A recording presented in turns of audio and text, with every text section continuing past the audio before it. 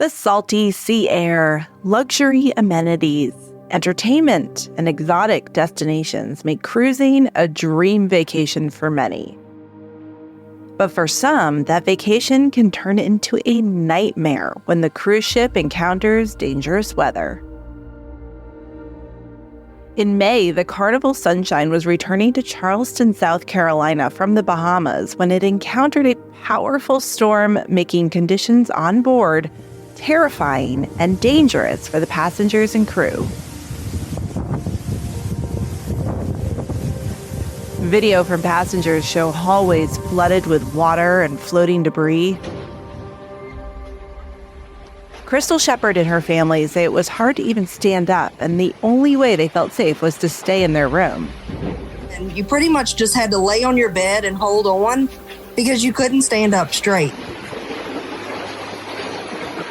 It was rocking back and forth really hard. It's not just storms that cruise ships have to look out for. In 2022, a Norwegian cruise got cut short when it hit an iceberg near Alaska. The Norwegian Sun cruise ship has made it to Seattle for repairs after colliding with what was described as part of an iceberg on Saturday. Today, I'm going off the radar and diving into the high-pressure career of forecasting the high seas. I'll be talking to Craig Setzer, the only full-time meteorologist in the cruise industry. Craig will give us an inside look at what he does every day, keeping 64 ships across the world safe from harmful weather. He'll share some secrets and surprises that he's learned in his time as Royal Caribbean's chief meteorologist. I literally eat, breathe, sleep, dream all about it. And I'm always checking on the ship to see where it is and talking to the captain and saying, I think we need to go farther south. I think this storm's getting bigger than expected. And let's figure out the best way to keep you out of the storm and keep our guests happy. I'm meteorologist Emily Gracie, and you're listening to Off the Radar, a production of the National Weather Desk. On the show, we dig deep into topics about weather, climate, the ocean, space, and much more. Our goal is to help you better understand the weather and to love it as much as we do.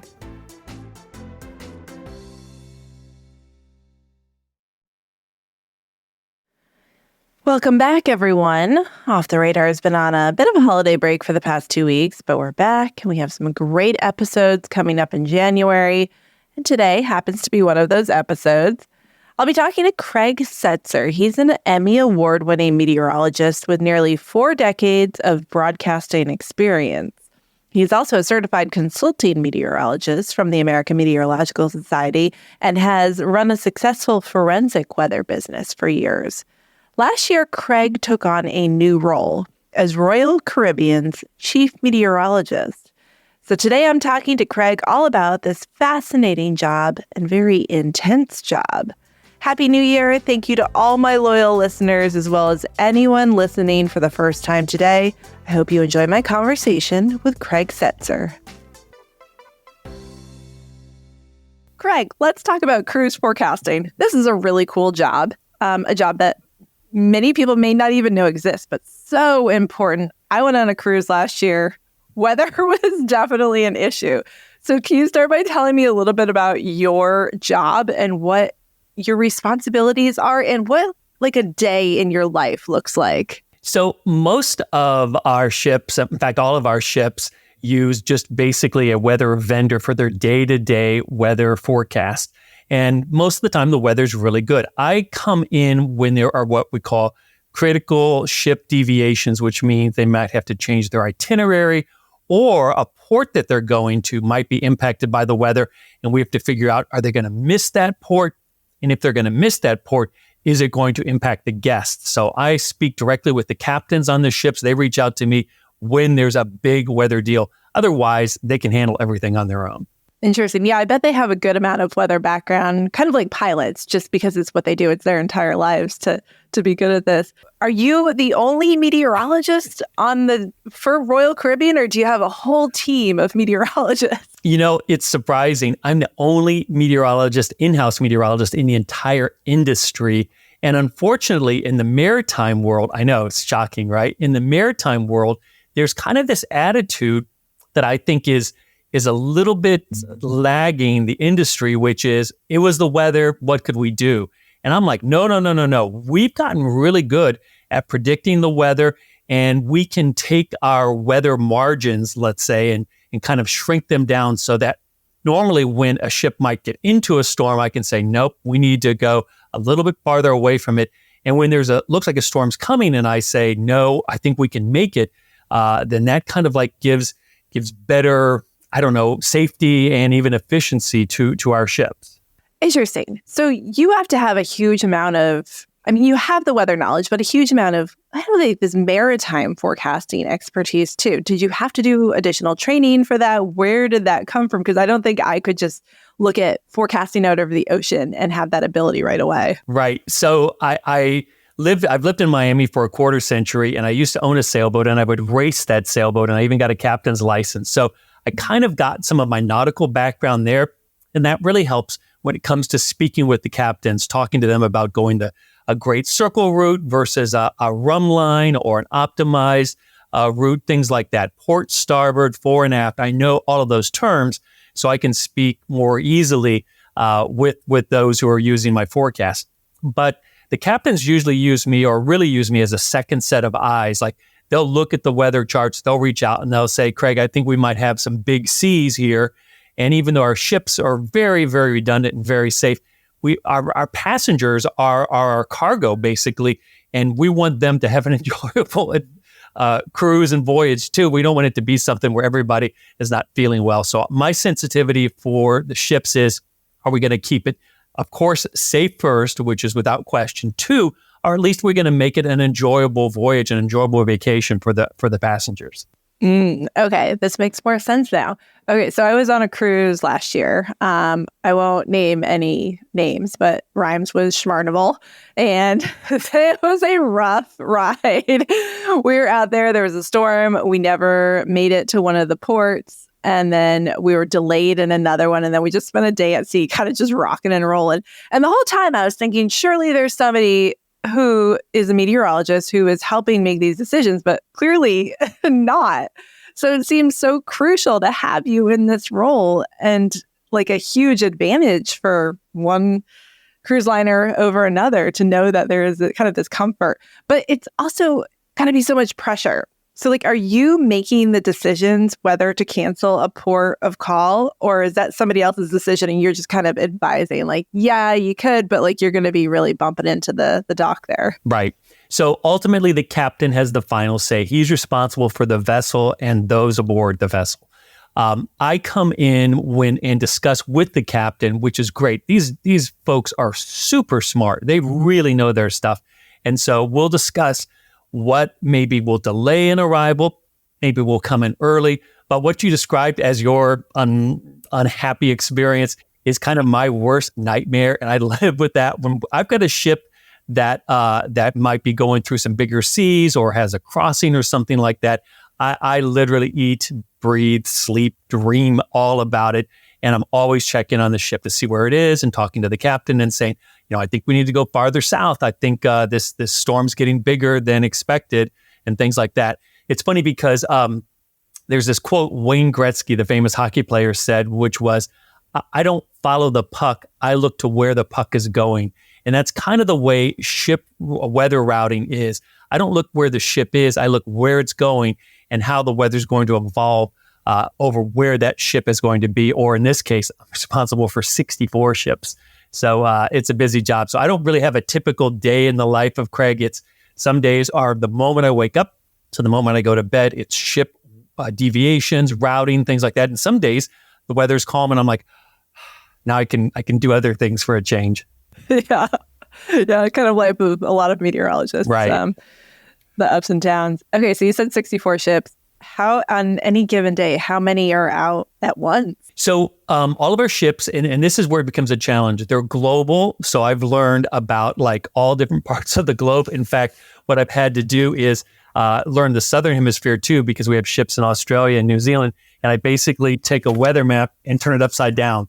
And I'm like, okay, now we're in the Southern Hemisphere. So everything's going different directions and stuff. And that's been a challenge.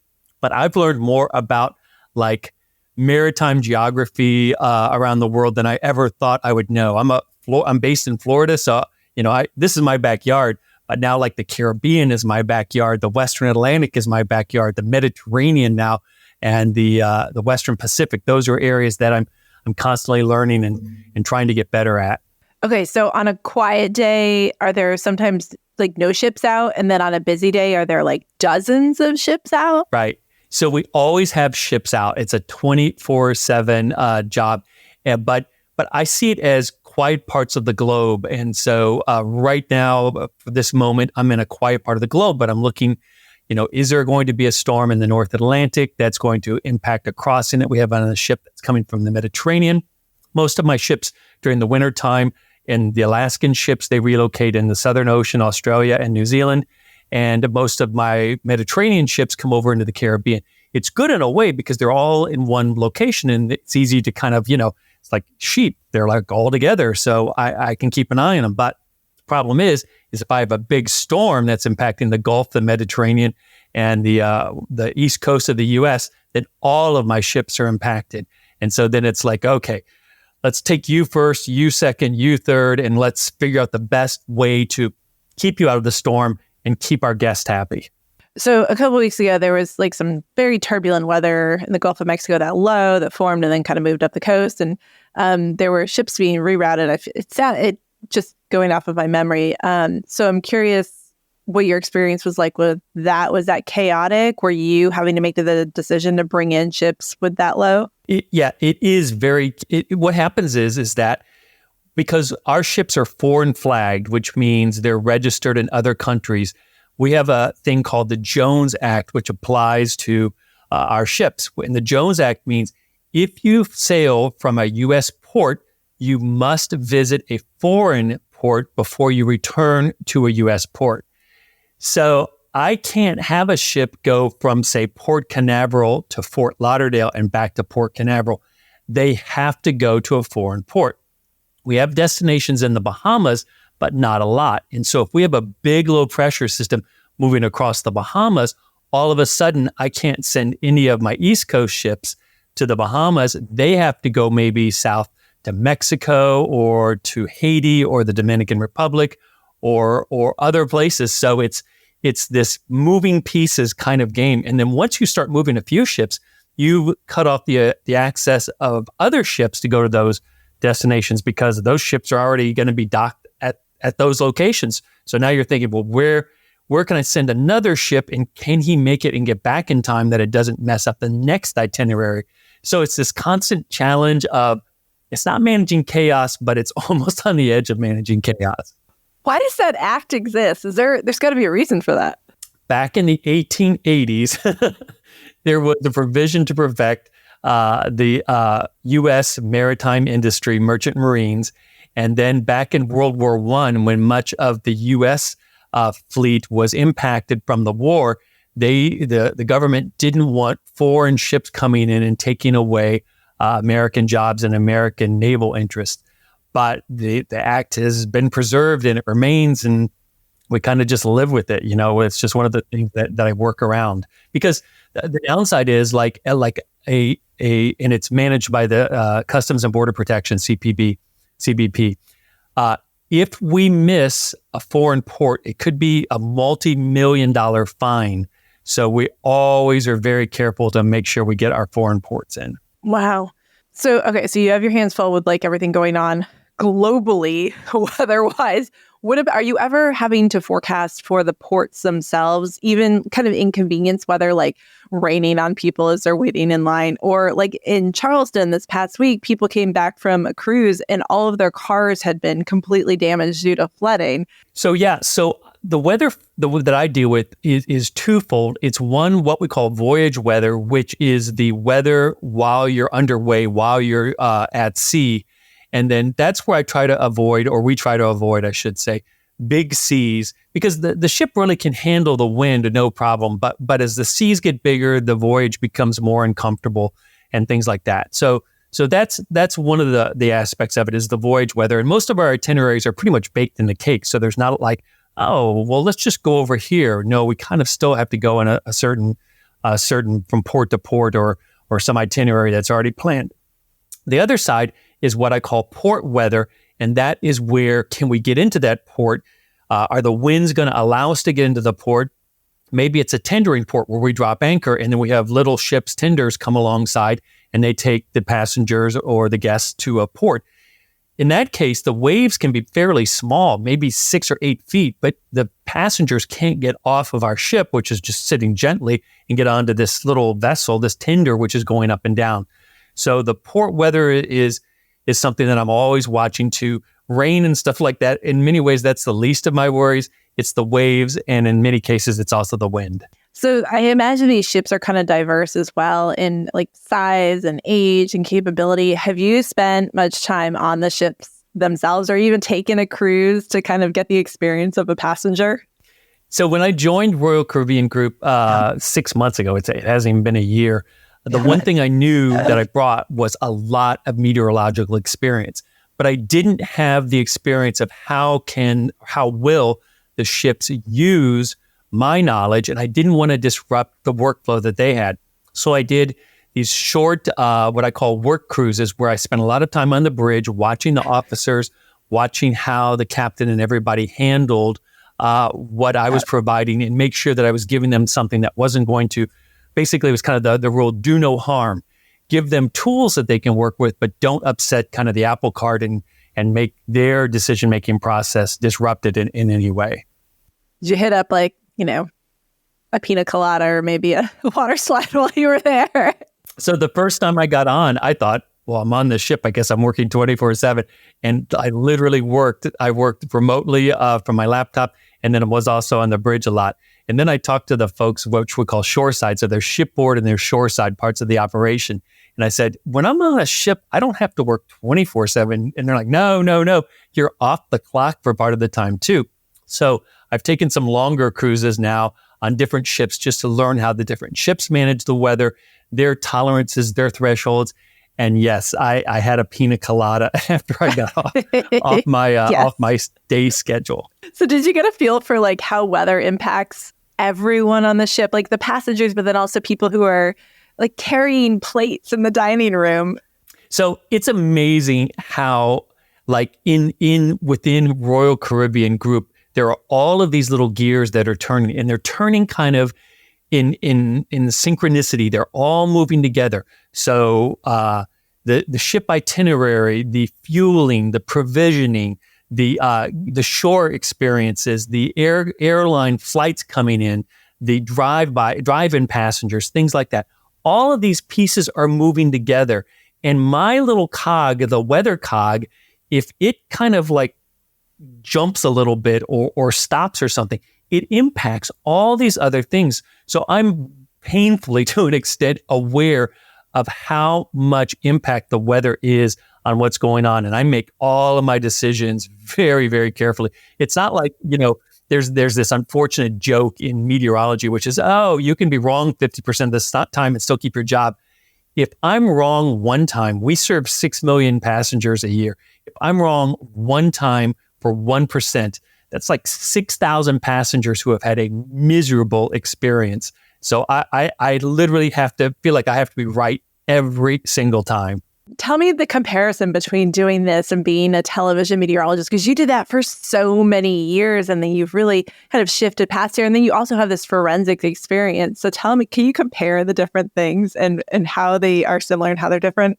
So sure. So when they hired me, they said, we want somebody who can do the operational meteorology, which means the forecasting, the predicting, things like that.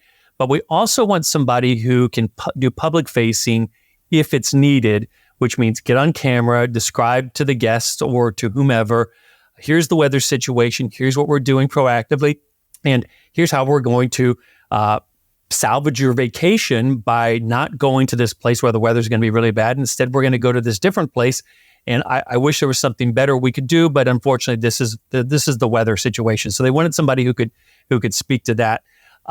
It's different from TV because I know exactly who my end users are. It's the ships. It's not like I'm making a forecast and there's a golfer, there's a farmer, there's a boater, there's all this wide variety of stakeholders. For me, there's a very, very focused and specific group of end users. And so in that point, it's much more fun because I can really drill down and focus on that type of weather as opposed to somebody's always going to be unhappy if you're on TV, right?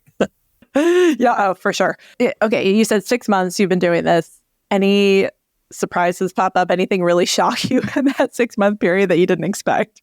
You know what? For the first 5 months, I think I was surprised or shocked or, I didn't expect that almost once a week. We had a ship that was coming from Iceland to Canada. They were making what we call a crossing. So it was not part of their usual typical itinerary. And there was a big storm. And I was speaking with the captain and I said, well, can you, we need you to go fast to get ahead of the storm as it's developing. But if needed, can you go to Greenland as like a port of refuge? And he said, well, no, because of icebergs. And I'm like, oh, of course, icebergs. Didn't think of that side of it.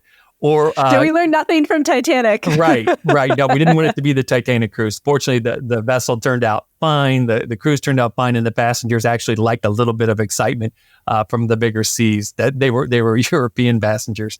And there was one case where I had a ship coming back to Tampa, and because of Hurricane Idalia, there had been water that had come into the bay, Tampa Bay, and it raised the water level.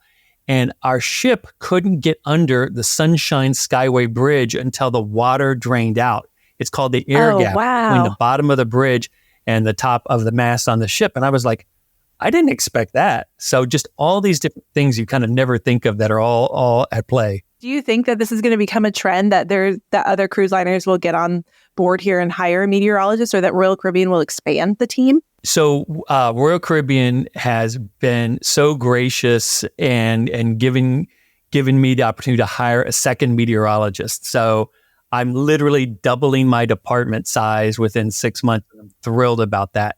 And actually, I've been able to show that there is value. Sometimes when our ships miss what's called a turn port, this is where the guests depart and new guests come on. It's very, very expensive, and it's not good for the guests either. And so I'm working on tools to make deciding when we're going to miss a turn port less costly or more accurate, I should say. And that means that, even though it looks like we can't go there, we're going to be able to go there, which is good. Or vice versa, if I think that some of our port calls are going to be missed, then we can plan alternative ports. So we're not doing this, what they call cruise to nowhere, or getting stuck at sea and having a miserable experience. So, the company thankfully is seeing value in what I'm doing, and it's nice. It's actually flattering to be, doing meteorology where they're like, oh, good job. And I'm like, I didn't hardly ever hear that in TV, right? It's kind of a tough business. So that's good. It's funny because in my mind, people that I work with at the Port of Miami, they're like, Craig, is it going to rain this afternoon? And I'm like, I'm not sure what's going on here, but I can tell you that on Allure and Liberty, there are going to be some showers, and also Symphony and Odyssey is looking great. And they're like, where are they? And I'm like, all of different places, far away. That's where my brain is. Cool. Craig Setzer, Chief Meteorologist for Royal Caribbean. Awesome title, awesome job, well-deserved. And I hope you get a vacation sometime in the near future. Thank you so much, Emily. Off the Radar is a production of the National Weather Desk. Make sure you're following the show on Apple Podcasts, Spotify, or wherever you listen to podcasts. New episodes published every Tuesday. If you have a cruiser in your life or someone who's interested in maritime forecasting, please share this episode with them. We'd also love you to rate and review us on Apple Podcasts and Spotify. Let us know what you think of the show. You can also give me some ideas for future episodes. Big thanks to Craig Setzer for taking the time out of his busy schedule to join me today. I'm meteorologist Emily Gracie. Make it a great day and Happy New Year.